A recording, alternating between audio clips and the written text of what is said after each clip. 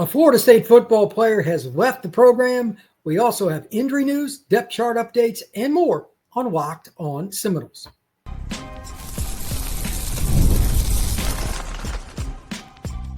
You are Locked On Seminoles, your daily podcast on the Florida State Seminoles. Part of the Locked On Podcast Network, your team every day. Back to Locked On Seminoles. I am your host, Brian Smith, longtime college football recruiting analyst. Thank you for making Locked On Seminoles your first listen each and every day here on the Locked On Podcast Network. Today's show is brought to you by Gametime. Download the Gametime app, create an account, and use code LOCKEDONCollege for $20 off your first purchase. We're going to be talking about my top 5 positions that need to improve before Pittsburgh, or that game's not going to go the way the Noles want. We've got a lot to talk about there. We're also going to discuss Mike Norvell's press conference throughout the podcast, and several things he said are going to support some of my points at the beginning of the show about the depth chart and the injuries. But to lead off the show, unfortunately, I have to announce that BJ Gibson is leaving the Florida State football program, and here's why that's very important. Florida State has one true, really good receiver in Deuce Robinson. There's no doubt he is a dude, and he's probably going to be gone after this year, head to the NFL. Congrats to Deuce. But unfortunately for BJ, for whatever the reason, he's just going to concentrate on baseball. Good for him, but that's not good for Florida State because the wide receiver position is in a bit of flux. Who's your number 2? We thought it was going to be Squirrel. He hasn't been healthy a lot, and for whatever reason, he really wasn't targeted that very much against Miami, and he's just not been a guy that's been on the same page with Tommy a whole lot, minus the bomb, obviously, that was caught against Bama. That was a great play. They need to find a number 2. Well, Wayne McCoy has stepped up. That's a start against Miami. Will that continue? Possibly. But we don't know. Gibson was a guy right there in that competition as well. And there's some other guys too, but there really isn't a second player yet. You got to do it 3 or 4 games before we can even give that to McCoy. And there's no boundary receiver yet that stepped up either. So losing Gibson, first off, good luck to him, but losing Gibson from a Florida State perspective, that's rough. Talented players that you invest that much in, a long recruiting process to get him. He's from Wilcox County, just north of Tipton, Georgia, right off I-95. That's a tough loss for Florida State. Talent-wise, the investment, the area he's from is one that Florida State recruits a lot. All those things are rough. It is what it is. So my question, can Florida State rebound within this season and will not just one, but at least 2 receivers really step up? And I'm talking about McCoy and Squirrel White too. They're not to where they need to be yet. Deuce has still got to keep doing what he's doing, but teams are going to come after him now, not only with their best corner.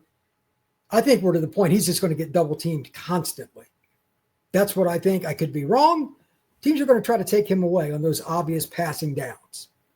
Somebody else is really going to have to make it happen, or Florida State is going to really struggle in the passing game. We'll see, but it's a challenge, and that's why college football is so interesting. Who's the next guy up? BJ Gibson is out of the mix. Is it McCoy? Is it Squirrel White? Is it somebody else? Florida State needs players to step up at the wide receiver position. Now let's talk about a combination of the depth chart and injuries. They go hand in hand here. The first thing I want to talk about is what Norvell said in his press conference when he was asked, hey, Micah Pettis is on the depth chart listed as a starter. Okay, sounds good. Same thing when you look at Ashwin Barker. It sounds good. But even though they were listed as starters on the depth chart, Norvell said we got to wait till later in the week to see. So this just goes once again to show that I never trust depth charts. Why did you put it out if it's not guaranteed? Like, that drives me crazy. But anyway, the point is still the same. Hopefully they can play. Hopefully they can start. Hopefully they are not nagged up with injuries. But it happens. We'll see. A few other notes here. Well, Wayne McCoy is listed as the starter over Javen Boggs. That's an interesting situation. That's a guy that hasn't gotten in sync with Tommy either. That's somebody else I could add to that list. Also, as far as the starting situation, Deontay McCray. He's listed as a starter at defensive end over Jason Jenkins. Didn't see any change with James Williams, but I'm not sure who else they would play there. Florida State could start the Desir twins. I wouldn't be surprised if one, if not both, of Daryl and Mandrell Desir ended up starting by the end of the year. We'll see. But somebody's got to step up for one of those in spots, if not both, because, again, that pass rush in particular is just not getting home. Hopefully one of them can. Shamar Arnaud, he's listed as a safety. However, I'm just going to throw this in my own conjecture. Shamar's played corner. He's a long kid, 6'2 plus, out of Carrollton, Georgia High School. I'm not sure how this is going to go, and Norvell wasn't even sure at the press conference. Quindarius Jones is out for the season, according to Norvell. He didn't specify why, just said injury that will require surgery. His season is done from the Miami game. That's unfortunate. I wish Quindarius the quickest of recoveries. But now you're down a corner, and Norvell said what I thought it was anyway, that he was the third guy. Is it Kai Bates? Is it somebody? Who's going to be the next corner? Arnaud had played, but you moved him to safety. Here's the interesting part. Again, I never trust depth charts, period. But on the depth chart, Edwin Joseph, is listed as the starter, or Shamar Arnaud. Already? You're just moving him there and he's co-star. Like, are they trying to light a fire under Ed? Like, I don't know what's going on there, but it sounds like there's a challenge to the secondary to me. Edwin Joseph is not a guy that's going to, like a true freshman, being in competition with him, period, let alone one that's moved over that week from corner. This is either going to go really well and he's going to fire him up, or it's going to go really bad and things are going to go sideways. I don't know how that's going to work, but maybe that's what he needs. Maybe Florida State's got to do that come hell, come high water. I don't know, but I found that interesting. Also, in terms of the depth chart, just looking at it overall, there aren't a ton of other moves, but those were there. I'm not sure how we can grade the running back room. I tried to figure that out today. It's still as confusing as ever. Does Keziah Holmes get more playing time? Is Cam Davis going to be back at all this year? How's that going to work? Chroma got a start against Miami but didn't play as much as Sawchuk. There's so much going on here. It's just really confusing. But nonetheless, I think that the injury situation and the depth chart movement, Pittsburgh's going to have a lot of sidebar stories, a whole lot, beyond whether they win or not. And by the way, I think that game's going to be extremely close. I'll explain why here in just a minute, and related to Norvell's press conference that's coming up in a second. But precursor, the Pittsburgh game's probably going to make a lot of Florida State fans nervous. We're going to talk about Norvell's press conference coming up next here on Locked On Seminoles. Today's show is brought to you by our friends over at PrizePicks. Every day we make decisions, but on PrizePicks, you can actually get paid with your decisions. Don't miss the excitement of this football season with PrizePicks, where it's good to be right. Playing PrizePicks is so much fun. Simple way to add more excitement to the game of football. You just pick more or less on player projections. Josh Allen's passing yards, Saquon Barkley's rushing yards, and anything else that's very similar, and you're in the game. So if you want to pick over-under on your favorite team's running back, how many yards he gets, how many touchdowns, maybe it's the number 2 receiver for your favorite team.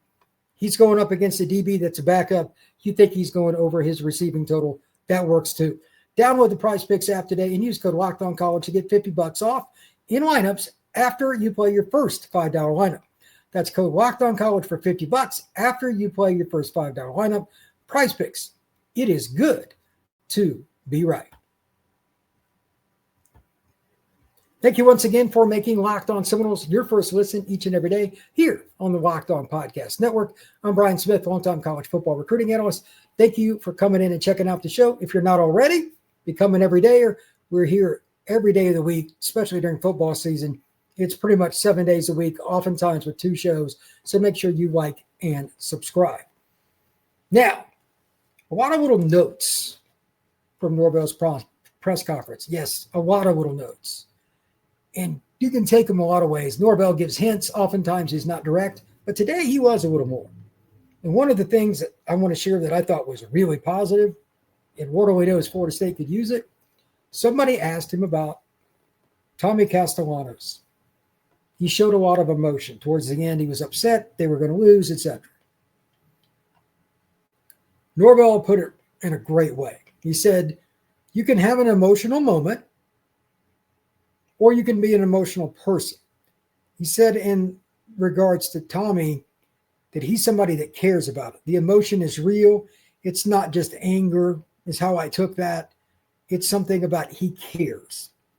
He said that practice, he's that guy. He said Darrell Jackson's that way.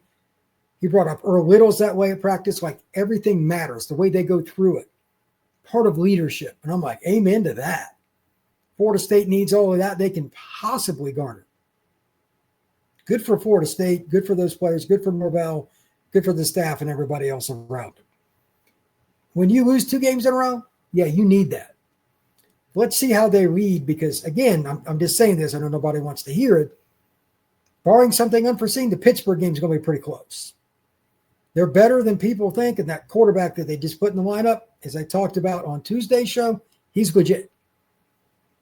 I know it's 1 game in, but he's very accurate. He gets the ball out quick, makes decisive decisions. He's kind of like a coach's son. Maybe he is the coach's son from a small school in Ohio. But it doesn't matter. They've got to be ready for that. Pittsburgh's going to score some points.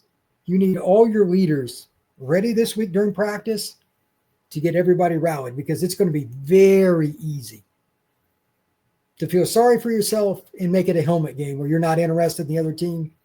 No offense to Pittsburgh, but not many people are all that interested in what's going on with Pittsburgh, and players in particular. And to that point, I think Florida State, they probably have not just a challenge, but a big challenge, especially with some of the younger guys, to keep them motivated. So having Tommy and Darrell and all these players that have been around, juniors, seniors, fifth-year guys, this is their time. I'm glad Norvell answered the question the way he did, and I think it's something to really kind of bring up. Speaking of something that could not be truer, he was asked about the Miami game and their effort and some of the things that he saw, and he said, we can compete with anybody on a given day. We beat a really good Alabama team. True. But he said in our 2 losses, we had 3 turnovers each. So in our 2 losses, we got a combined 6 turnovers, because you just can't play that way. You have to play clean. And I thought that was a good phrase for it. Play clean. That's right. Play clean, because Florida State averaged more yards per play than Miami, had more yardage, et cetera, but it really didn't matter, because early in the game, in clutch moments, Miami's Carson Beck hit 2 out of 3 deep balls, great passes. They didn't give it to the other team, and they made the concise plays. They didn't need massive yardage. They nickel and dimed Florida State and just put themselves in a position to be successful, and quite frankly, just mitigated failure. They were okay with punting. They didn't think Florida State would consistently move the ball in their defense. And they were right, partially because Florida State was too impatient. Yes, the 4th and 8 call was not a good one. That's on Norvell and Gus. They shouldn't have done that. But overall, they played that game pretty much like, we're just waiting for you to screw up. And Florida State handed it right to them. Part of it's players, part of it's Norvell, et cetera, but Florida State was not as sound as Miami. I'm glad he just admitted it, to be honest. He didn't point to player himself or whatever, but just from a holistic point of view, I appreciated that from Norvell. A lot of coaches wouldn't have really brought that up in the manner in which he did. So that was good. And hopefully it ends up being a scenario where they not just learn from it, but it becomes a rallying cry. To play as badly as they did and only lose by 6 is darn near a miracle. They rallied, they showed effort, they showed leadership. They didn't want to fail. They gave it everything they had. That's a point. Hopefully it carries over to Pittsburgh. Again, I still think that's going to be a close game, because it's a helmet game. I don't think they're going to be as emotionally tied to it. Hopefully I'm proven wrong on that, but we'll see. But right now, just kind of listening to Norvell in his press conference, the injuries and the depth chart and what they're focused on, I feel a little better Normally his press conferences don't move me one way or the other that much at all. I don't, because Norvell, like everybody else, he stays away from the questions that we all need to know the answers to. Injuries, depth chart, and stuff in true totality. He's not very good about it. But nonetheless, his tone and the way he came out, he was much more positive, and I thought it was pretty interesting. So we'll see what happens with that.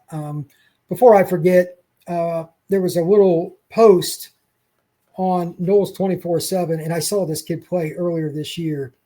Quantavious Wiggins is a running back at Langston Hughes, and he can fly. Florida State's going to have him on campus this upcoming weekend. Langston Hughes is the same high school as Carson Baker, another kid they're trying to flip from Florida. Really talented player. That's really interesting because Florida State needs at least one, if not two, running backs in this class. Let's see who leaves after this year. Rodell, etc. Keziah. Having another burner wouldn't be a bad idea. And this is a guy that kind of fits Florida State historically. Not the biggest guys, 5'10", 180, 185, but, I mean, he's got home run speed. And above all else, he's a guy that could probably help you in the passing game too. From what I've seen of him, he's just a natural athlete. I'll take guys like that every time. Right now, he's committed to FAU or FIU. I can't remember which one it is, but I'm like, you got to be kidding me. For those that don't know, Langston Hughes is on the south side of Atlanta. It's one of the best programs in the South to produce in Division I talent. They got kids just about every roster.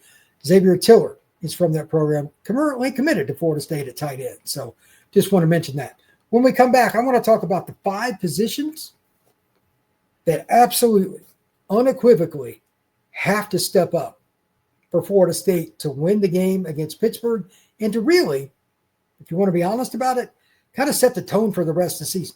That is next here on Locked On Seminoles. Today's show is brought to you by our friends at Gametime. College football is back, and I couldn't be more excited. Tailgates, rivalries, the energy in the stands. There's not quite like it, but let's be real. Actually getting tickets can feel more of like a battle than the actual game itself. Endless queues, hidden fees, prices jumping up at checkout. We've all been there.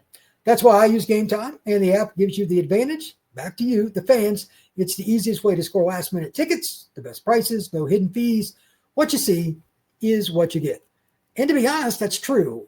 In the process of picking seats out for a basketball game for me and my dad to go to, and I was on the app a few days ago, pretty simple. Within 2 minutes, I'd narrowed it down to a few tickets that I wanted to go with. Seat view, right there on your phone. The price is the price. As soon as you click on it, it's really easy. All you got to do is download the Gametime app and kind of go from there. Just type in the team you're looking for. So take the guesswork out of buying tickets with Gametime. Download the app, create an account, and use code LOCKEDONCollege for $20 off. Terms apply. Again, that's promo code LOCKEDONCollege for $20 off. Swipe, tap, ticket, go. Download Gametime today. We are also brought to you by Square. Your neighborhood is important to you, so if it is, check out the local neighborhood spots, and they run on Square. There are certain businesses that make your neighborhood the neighborhood. These are the places that become an extension of your home, whether it's the sports bar dedicated to your team's fans, spot with the best wings for the big game, or that beloved local chain that's been rooted for in your community for years. These businesses are what bring people together, and when your neighborhood businesses thrive, so does your neighborhood. For the opportunities that I have, I get to travel a lot, and I've got little places all over Florida, near Atlanta, etc., that I go to. I've even got it saved on my phone. I always try to eat local because I think it's the right thing to do. And Square, that little reader down there that you tap your credit card or your debit card, they're helping out because they're partnered with over 4 million neighborhood businesses all across the world. Go to square.com/go/LockedOnCollege to learn more, and go check out your favorite neighborhood spot. You'll be happy you did. Square, we will see you in the neighborhood. Here are my 5 positions in descending order that I think need to step up with Pittsburgh game, but it's not just about the Panthers here. This is pretty straightforward. It's wide receiver. Deuce is that guy, but is he going to get double teamed constantly if somebody doesn't step up? Possible. It's very possible. And to that point, is it Wayne McCoy? He played pretty good against Miami. Could be Squirrel White, who doesn't seem to be in sync with Tommy. Noticed that going into last week, definitely after that. That has to change. They put a lot of money in his pocket, and Tommy and him got to figure it out.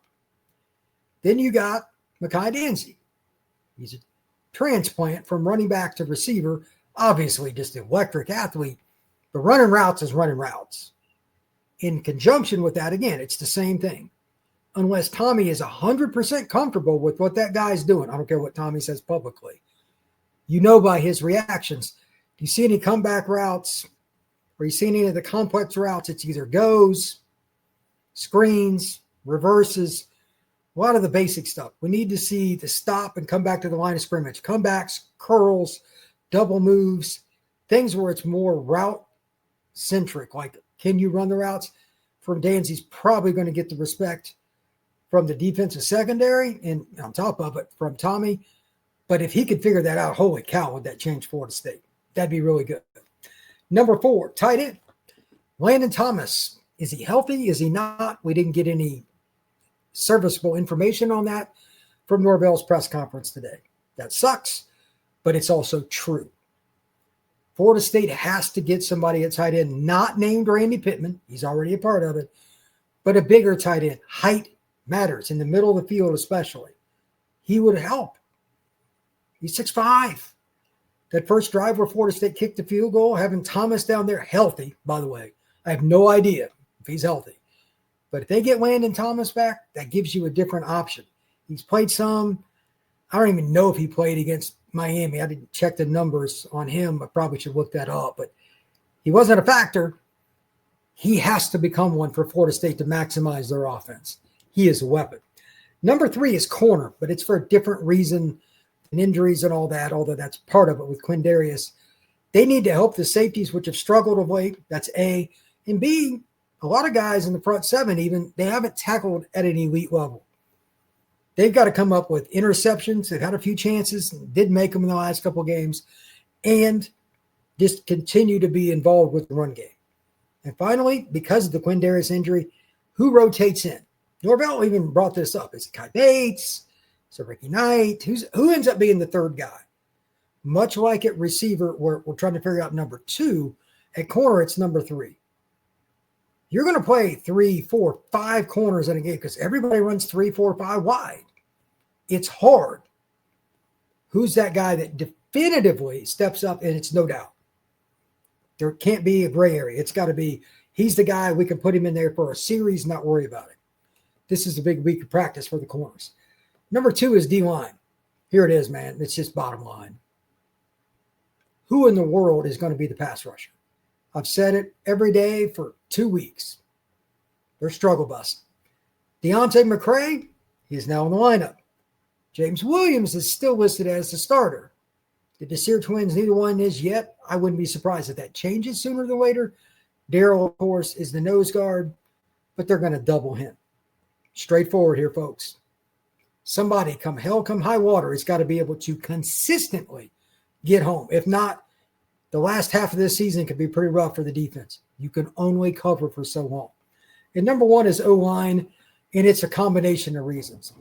Their O-line numbers on Pro Football Focus for the game against Miami were horrific.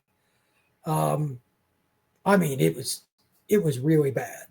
And to be honest with you, I'm going to pull it up here just for fun. I don't think that anybody's going to be surprised if they play better against Pittsburgh just from a momentum standpoint and the opportunity.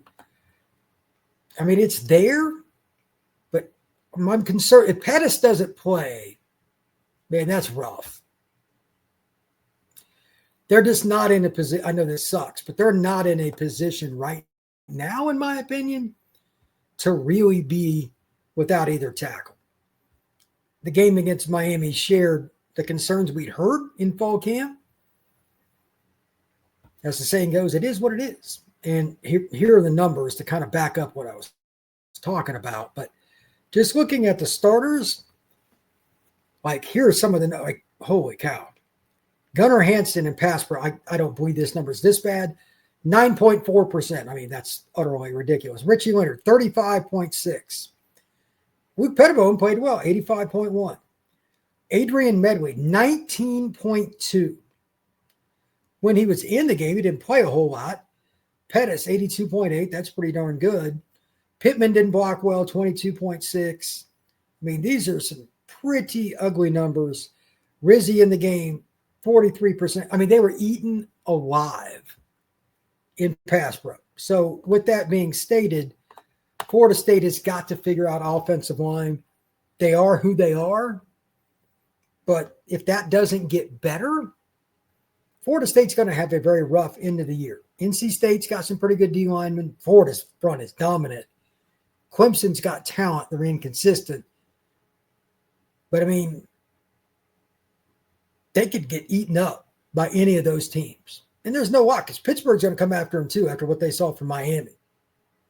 O-line's going to be the number one reason that the Noles either win or the Noles lose to Pittsburgh, with or without Pettis. And we don't know what his status is going to be.